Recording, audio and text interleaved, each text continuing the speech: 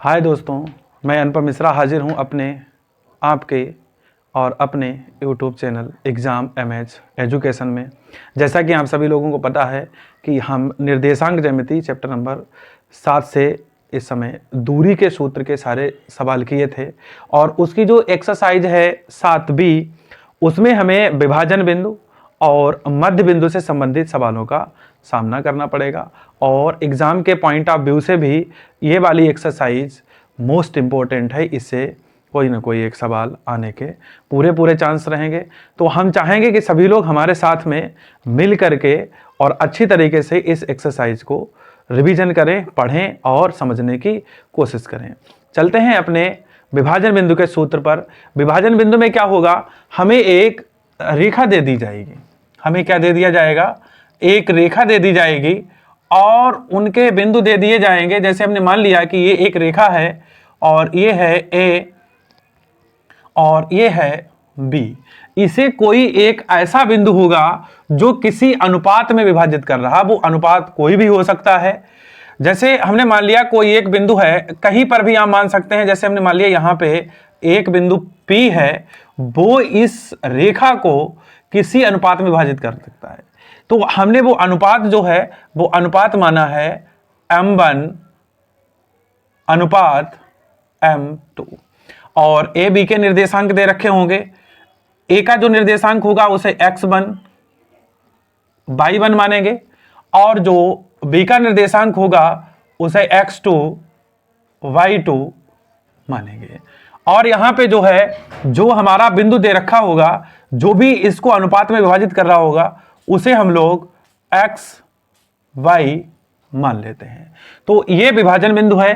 तो हम चलते हैं विभाजन बिंदु के सूत्र पर। विभाजन बिंदु का सूत्र किस तरीके से है, जैसे ये लिखा है विभाजन बिंदु।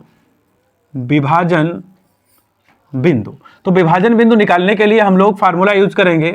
पहले हम लोग लिखेंगे M1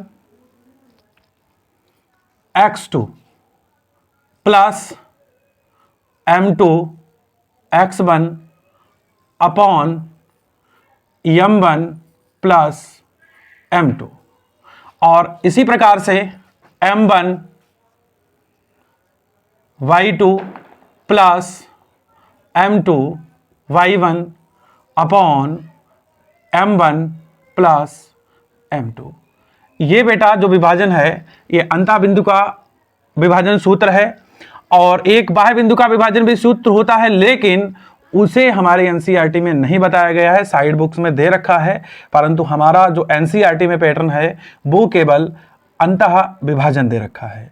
तो अंतः विभाजन के सूत्र में हम फिर से एक बार रिपीट करते हैं, M1 x2 plus M2 x1 M1 plus M2 comma M1 y2 plus M2 y1 M plus M2। तो इस प्रकार से हमने देखा कि M1 M2 क्या है। M1 M2 जो दिया गया इनका अनुपात होगा उसे हम लोग M1 M2 कहेंगे। x1 x2, जैसे x1 जो है ये हम पहले भी बता चुके, जो हमारे निर्देशांक दे रखे होंगे उनका होगा। जैसे ये A बिंदु दे रखा है, इसका जो पहला पॉइंट है वो x1 है और जो दूसरा पॉइंट है वो y1 है। B का जो पहला पॉइंट है वो x1 है और जो दूसरा पॉइंट है वो y1 है। तो इस प्रकार से हम विभाजन बिंदु के सूत्र से आने वाले सवालों को लगाएंगे, क्योंकि आज जो है हम इस वीडियो में केवल बेसिक को कंप्लीट करेंगे, उनके फार्मूलों को कंप्लीट करेंगे और इसी प्रकार से हम चलते हैं मध्य बिंदु की तरफ। इसी प्रकार से हम चलते हैं मध्य बिंदु की तरफ। मध्य बिंदु, देखो जैसा कि हमें समझने में आ रहा, मध्य का मतलब होता है बीच का। मध्य का मतलब होता है बीच का। ये था विभाजन बिंदु। विभाजन बिंदु में वो पॉइंट कहीं पर भी हो सकता है, लेकिन जब बात मध्य बिंदु की जाएगी तो मध्य बिंदु में जो होगा वो बिंदु बीच में ही होगा। जैसे हमने एक लाइन खींची, ये मान लिया क्योंकि हमारी किसी प्रकार से स्केल से या वैसे नपी तुली नहीं है, हमने मान लिया कि ये और बी है। कोई बिंदु एक P है जो उसे मध्य बिंदु पर काटता है। जैसे हमने मान लिया ये P, तो इसको उसी तरीके से मान लेंगे x1 y1 x2 y2 और इस मध्य बिंदु को मान लेंगे x y। अब जब मध्य बिंदु की बात की जाएगी तो मध्य बिंदु में ऐसा होगा, जो अनुपात होगा वो 1:1 होगा, 1:1, यानी 1:1 होगा, 1:1 होगा। ये जो हमारा मध्य बिंदु का फार्मूला बनेगा वो भी जो है विभाजन बिंदु से ही बनेगा। तो जैसे हम अगर मान लें कि ये m1 हो गया और ये m2 हो गया, तो देखते हैं किस तरीके से हमारा मध्य बिंदु का सूत्र निकल के आता है। लिखते हैं, जैसे लिखा है मध्य बिंदु, लिखा है मध्य बिंदु। तो मध्य बिंदु में हमने जैसे कि विभाजन बिंदु में बताया m1 x2, तो जैसे मान लिया कि अगर इसमें m1 1 है गुणे x2 है प्लस m2 भी 1 है और x1 है अपॉन m1 m2, जैसे कि इसमें दे रखा है m1 m2, तो हमने मान लिया 1 + 1 कॉमा m1 फिर 1 है और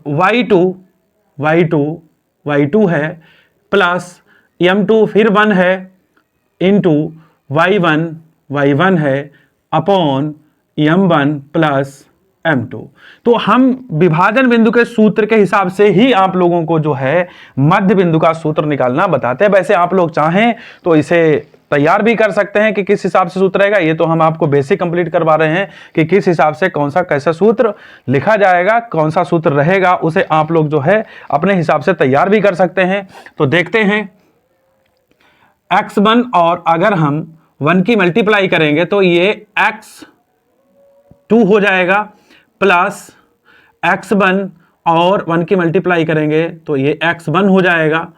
अब 1 और 1 2 कॉमा y2 और 1 की मल्टीप्लाई करेंगे तो y2 हो जाएगा प्लस y1 और 1 की मल्टीप्लाई करेंगे तो y1 हो जाएगा अपॉन 1 और 1 2। तो फाइनली जो है हमारे मध्य बिंदु का जो सूत्र है वो है मध्य बिंदु बराबर x2 + x1 upon 2 y2 + y1 upon 2। ये हमारा फाइनली सूत्र है। और जो विभाजन बिंदु का सूत्र है वो हमने आप लोगों को पहले भी बताया, फिर से एक बार रिवाइज करते हैं। विभाजन बिंदु का m1 x2 + m2 x1 upon m1 + m2 फिर m1 + m1 y2 + m2 y1 upon m1 + m2। जो इसमें m1 m2 होता है वो दिया गया अनुपात होता है, जो m1 m2 होता है वो दिया गया अनुपात होता है। तो इस प्रकार से जो है हम इन सूत्रों को निकाल भी सकते हैं। यदि हम चाहें तो इन्हें अपने हिसाब से जो बुक्स में दे रखा है उसे तैयार भी कर सकते हैं। तो हमें उम्मीद है कि सभी लोगों को ये फार्मूले समझ में आए होंगे और आने वाले वीडियो में हम जो है इन पे सवाल करेंगे, किस प्रकार से होंगे, किस प्रकार से नहीं होंगे, क्या क्या पूछा जाता है, उनमें किस तरीके से रहते हैं।